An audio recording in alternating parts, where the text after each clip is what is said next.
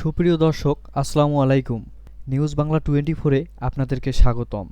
প্রথমেই জানিয়ে দিচ্ছি সংবাদ শিরোনাম।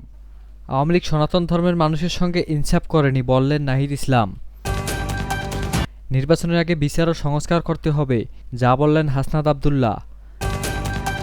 ৩ আগস্ট মুক্তির ইশতেহার ঘোষণা করবে এনসিপি, জানালেন নাহিদ ইসলাম। দলের কেউ অপরাধ করলেই ব্যবস্থা, হুঁশিয়ারি রিজভীর। পরিবারতন্ত্রের রাজনীতি দেশের মানুষ আর গ্রহণ করবে না, যা বললেন ডক্টর মাসুদ। এতক্ষণ শুনছিলেন সংবাদ শিরোনাম। পুরো খবর পেতে ভিডিওটি শেষ পর্যন্ত দেখুন। সর্বশেষ খবর পেতে চ্যানেলটি সাবস্ক্রাইব করুন। এবার বিস্তারিত। জাতীয় নাগরিক পার্টির এনসিপির আহ্বায়ক নাহিদ ইসলাম বলেছেন, আওয়ামী লীগ সনাতন ধর্মের মানুষের সঙ্গে ইনসাফ করেনি। আজ শুক্রবার ৪ জুলাই দুপুরে পঞ্চগড়ের আটোয়ারী উপজেলায় তাদের দলীয় কার্যালয় উদ্বোধন অনুষ্ঠানে একথা বলেন তিনি। নাহিদ ইসলাম বলেন, আওয়ামী লীগ কোনোদিন অসাম্প্রদায়িক ছিল না। মুজিব পরিবার দেশের জমিদারি নিয়েছিল, সেই জমিদারির প্রথা আমরা ভেঙে দিয়েছি। নতুন কোনো জমিদার, স্বৈরাচার ও ফ্যাসিবাদ তৈরি হলে তাদের বিরুদ্ধেও আমরা লড়াই করব। অনুষ্ঠানে এনসিপি নেতা হাসনাত আবদুল্লাহ বলেন, দেশে এমন মামলা বাণিজ্য চলেছে, যারা চাঁদাবাজি করছে, সিন্ডিকেট করছে, মামলা বাণিজ্য করছে, ক্ষমতায় গেলে তারা আপনার টিন খুলে নিয়ে যাবে। আমাদের দেশে ১০০-২০০ টাকায় ভোট বিক্রি হয়। মনে রাখবেন, আপনি একদিন তাদের কাছে বিক্রি হয়ে ৫ বছর তারা আপনাকে নির্যাতন করেছে। তাই যোগ্য নেতৃত্ব আপনাকে বেছে নিতে হবে। এনসিপির উত্তরাঞ্চলের মুখ্য সংগঠক সার্জিস আলম নিজ উপজেলায় মানুষের উদ্দেশ্যে বলেন, যারা মনে করেন এনসিপিতে এসে চাঁদাবাজি ও দুর্নীতি করবেন, তাদের বলতে চাই, এনসিপিতে আপনাদের দরকার নেই। কেউ যদি আমার পরিচয় ব্যবহার করে সুবিধা নিতে চায়, আমার দলে সে আর কেউ না। এই এলাকায় যেসব অফিসের সরকারি কর্মকর্তা কর্মচারী দুর্নীতির সঙ্গে জড়িত, তাদের বান্দরবনে পাঠিয়ে দেওয়া হবে। আগে নেতৃত্ব ঠিক করে দিত শেখ হাসিনা, এখন জনগণ ঠিক করবে কে তাদের প্রার্থী হবে। এনসিপির জাতীয় নাগরিক পার্টির দক্ষিণাঞ্চলের মুখ্য সংগঠক হাসনাত আবদুল্লাহ জানিয়েছেন, নির্বাচনের আগে তাদের কিছু শর্ত রয়েছে। বিচার ও সংস্কারের মধ্য দিয়েই একটি গ্রহণযোগ্য গণতান্ত্রিক ব্যবস্থার উত্তরণ তাদের মূল লক্ষ্য। একই সঙ্গে তিনি বাংলাদেশের সার্বভৌমত্বের বিশ্বাসীদের নিজেদের পক্ষের শক্তি হিসেবে উল্লেখ করে পরাশক্তির দালালি করা ব্যক্তিদের বিরুদ্ধে নিজেদের অবস্থান স্পষ্ট করেছেন। শুক্রবার ৪ জুলাই দুপুরে ঠাকুরগাঁওয়ে জুলাই পদযাত্রা শেষে সাংবাদিকদের বিভিন্ন প্রশ্নের জবাবে তিনি এসব কথা বলেন। জুলাই গণঅভ্যুত্থান শহীদ ও আহতদের পরিবারের খোঁজখবর নিতেই তাদের এই কর্মসূচি বলে জানান তিনি। নির্বাচন প্রসঙ্গে হাসনাত আবদুল্লাহ বলেন, অবশ্যই নির্বাচন হওয়া উচিত। টাইম ফ্রেম বেঁধে যেভাবে নির্বাচনের জন্য আমরা দাবি করছি, ঠিক একইভাবে আমরা সংস্কার চাচ্ছি, একইভাবে আমরা বিচারটা চাচ্ছি। আমাদের মূল লক্ষ্য হচ্ছে বিচার এবং সংস্কারের মধ্য দিয়েই যেন সবার কাছে গ্রহণযোগ্য গণতন্ত্র উত্তরণের পথের দিকে আমরা যেতে পারি। এর জন্য সব পক্ষই হচ্ছে আমাদের টার্গেট। ঐক্যবদ্ধ শক্তি এবং প্রতিপক্ষ করা। এমন প্রশ্নের জবাবে হাসনাত আবদুল্লাহ বলেন, সব ধর্মের, সব ভাষার, সব সংস্কৃতির এবং যারা এই অসাম্প্রদায়িক চেতনায় বিশ্বাস করে এবং বাংলাদেশের সীমান্ত ও সার্বভৌমত্ব যারা বিশ্বাস করে, তারা আমাদের সঙ্গে ঐক্যবদ্ধ।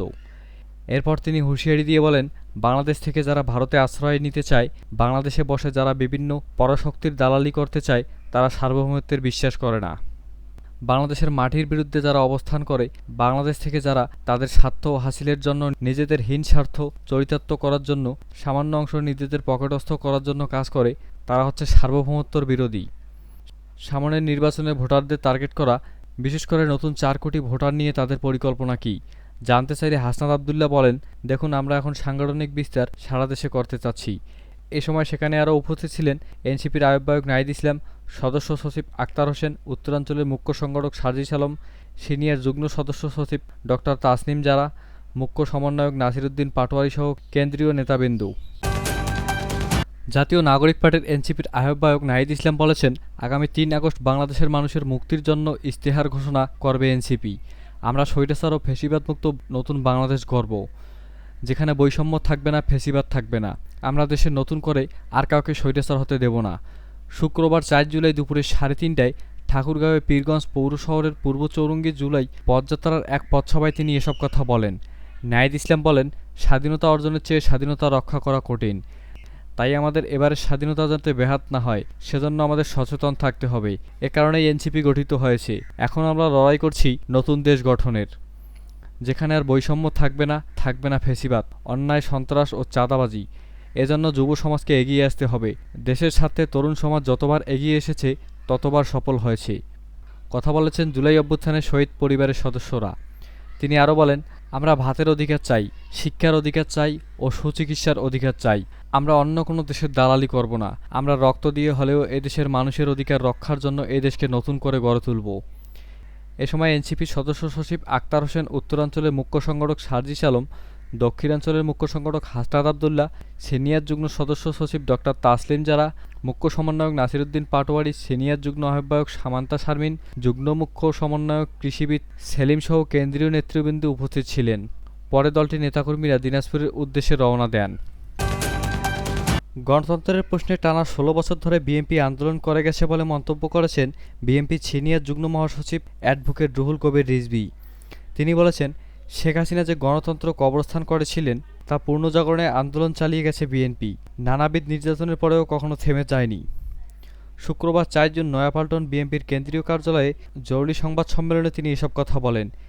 রিজভী বলেন, গণতন্ত্র যখনই ধ্বংস কিংবা ষড়যন্ত্রের শিকার হয়েছে তখনই বেগম খালেদা জিয়া বারবার গণতন্ত্র প্রতিষ্ঠার অবদান রেখেছেন।